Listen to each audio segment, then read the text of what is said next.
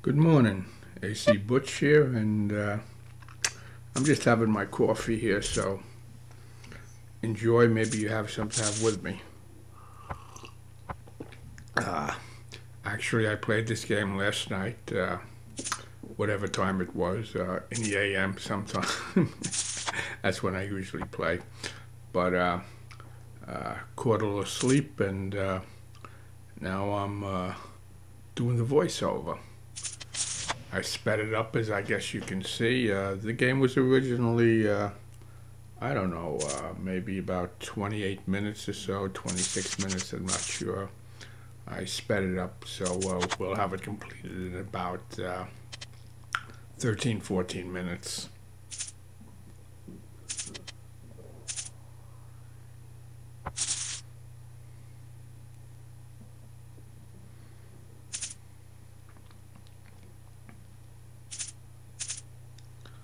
You know, like I've mentioned many times before, I'm not trying to push my style of play on everybody. If you already have a successful method of your own, by all means don't change it. You're comfortable with it.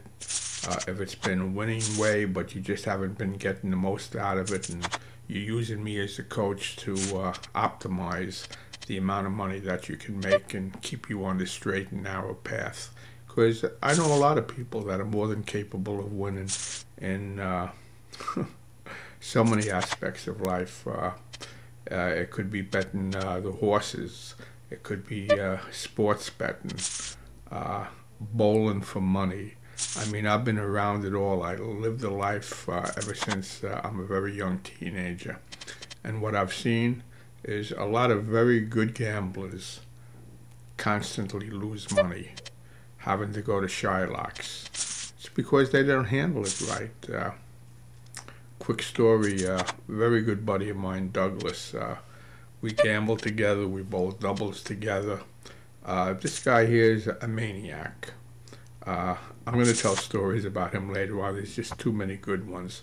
But the point of it is I don't care if it's sports betting. This guy could really pick, whether it's baseball or football, at the horses, especially the trotters. The guy was right on top of it. I literally was with him one day at Aqueduct, which is the flats, and one day at Yonkers, where he picked all nine. And let me tell you something, it's embarrassing to tell you what he did. It really is. Well, when I say he picked all nine, he was in the money all nine. Let me get that straight to begin with, because a lot of his betting is exactas, so on and so forth. And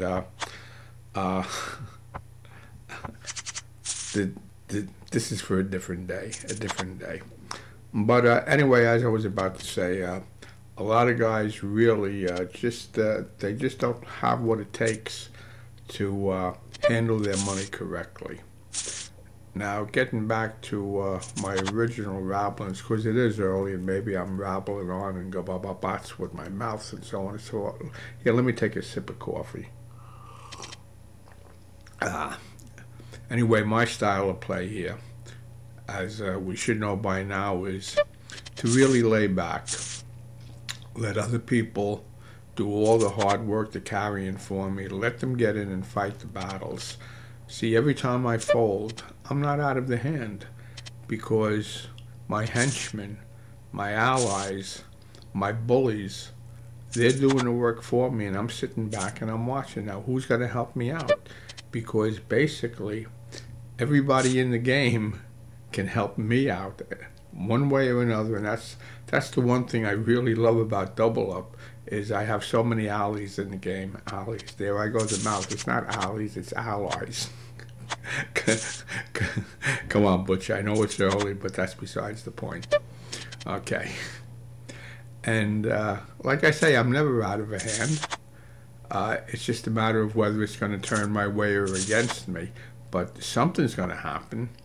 I just love it when we have aggressive people. Some people can't stand going up against aggressiveness because it stifles their style of play. I love it. I love it when there's one bully. I love it when there's two. I mean, I sit back and go, I don't have to do anything now. And a bad ace, you know, that's with anything but a picture card with it. In general, I fold it, uh, especially if anybody's bet before me. I really don't care. I fold it. Uh, if I'm if I'm on the button, okay, that's a different story. If the two guys, the small blind and the big blind to my left, aren't aggressive players, if they're kind of rockish, I'm going to throw the raise. I'm going to throw the bet and see what happens. And then if the board comes back and it looks okay, I may make one more bet. If then I'll just stop. Either we'll go to showdown or somebody's going to bet and I'll pack it in. Because the simple truth of the matter is, a junk ace, very seldom does it make any kind of money. Because if an ace comes up on the board and nobody else has it and you bet it, usually you're not going to get much money out of them unless they really have something strong and they're stubborn. But most of the time, and that's what we go by, is the overall. This is the big picture. It's not this one hand. It's not this one game. The way you play has got to be consistent, and it's got to be the big picture for the week, for the month, for the year. And that's the only way to win. But as I was saying, you're not going to make much. But on the other hand, if you're stubborn with it, well, you got aces. You're not worried that your kick is only a 7 or an 8 or a deuce or a 10 or whatever it might be. It's very easy to go broke. I mean, besides them just having a better kicker, they have two pairs. They have 2s and 8s or something like that. It's too easy to go broke. And the name of this game, the name of any poker game, you have to be in it to win it. That's right. You only have to be wrong once. If you're stubborn, you're gone. That's why, as I mentioned Phil Hellmuth the other day, one of the great reasons why he's done so well, besides happening to be a very good poker player, he claims he's a good reader. I don't know if he's not. Obviously, he has a good feel for the game. But that really big run he had for all of those years, the man was always willing to fold a big hand rather than take a chance on going out. Unless he had a lock, unless he was just so powerful it was ridiculous. But a big percentage of the time, when put to the test, even though he would kind of figure this is really my hand, but if I lose, I'm out of the tournament, he did the right thing. If you can't fold your cards, you're not going to be a winner overall, that's for sure. In the meantime, I hope you're carefully watching what's going on in this game, because rather than just listening to my words, we're here to see my style of play.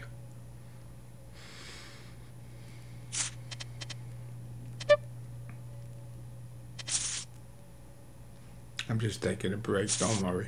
I didn't leave. Okay, there I go, pocket aces. 50 and 100. Do I get anything out of it?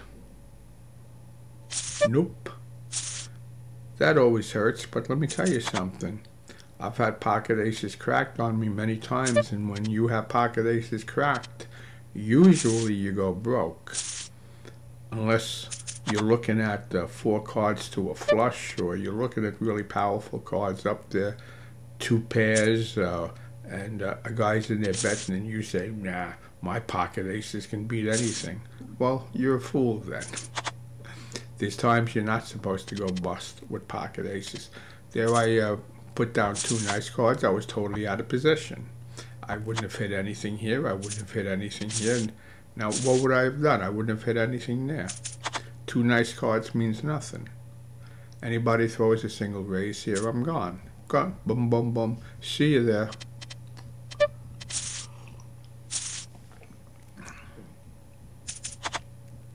Nope. Gone.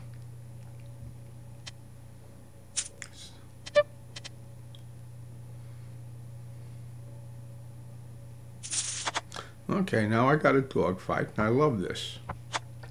I just want to see my guy number 5 take out number 3. Come on. Nope, he didn't have the goods. You know, at least he didn't see him and give away more. I'm gone here. There's times I might have even put a raise in there, depending on how these two guys here have played. But I have enough chips. I didn't feel it. But that's the position you could put in a raise when you get to 50 and 100. I wouldn't do it before that. Even 50 and 100, yeah, that's about the minimum that you put a raise in here without the goods. 2-8, no way.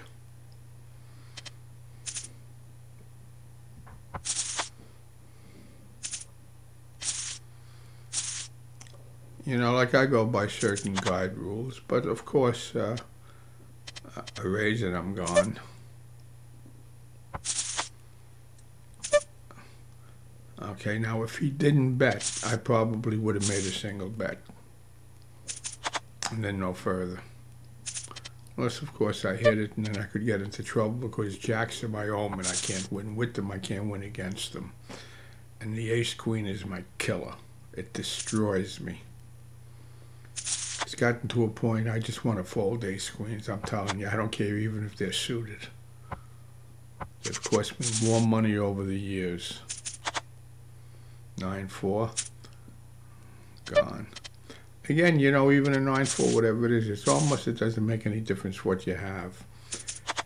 If the play is to your left, which would be your big blind and small blind when you're on the button, if nobody else came in, and if they're tight players, once you get to 100 and 200, once you get to 50 and 100, you can put in that single raise.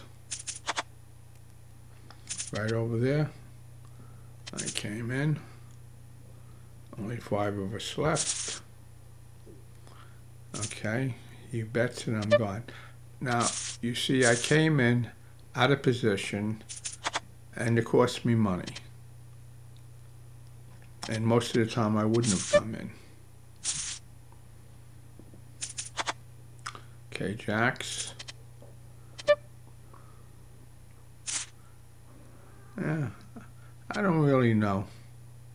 Jacks, like I say, are my biggest omens. I hit it, but I mean, it worked out great, don't get me wrong, but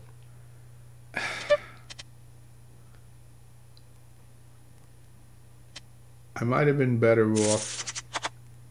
I might have been better off making just a double raise. I had enough chips to sustain it. And then go out if he came over the top, to tell you the truth.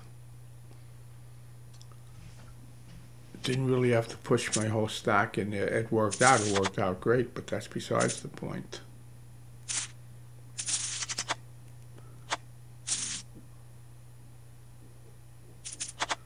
Okay, let's see what happens here now. I'm sitting nice. I'm not going to take any chances. We're all not exactly even, but got to be careful now, but I got to let my other guys do the work for me. Okay. No way I'm doing anything. Definitely this is the time to sit back, you know, when there's somebody in the game with a lower stack than you. And technically there's 2 guys with lower stacks because 6 technically is lower because he comes before me. So when you have 2 guys, it's kind of, many times I just won't get involved unless maybe I got pocket aces or kings, and then I won't go all the way because I'm waiting for one of those 2 to make the mistake and they panic. That's it. That's it.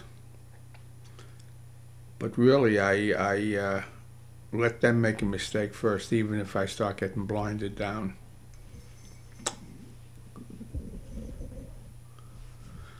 Okay. Another day, another dollar. AC Butch, over and out.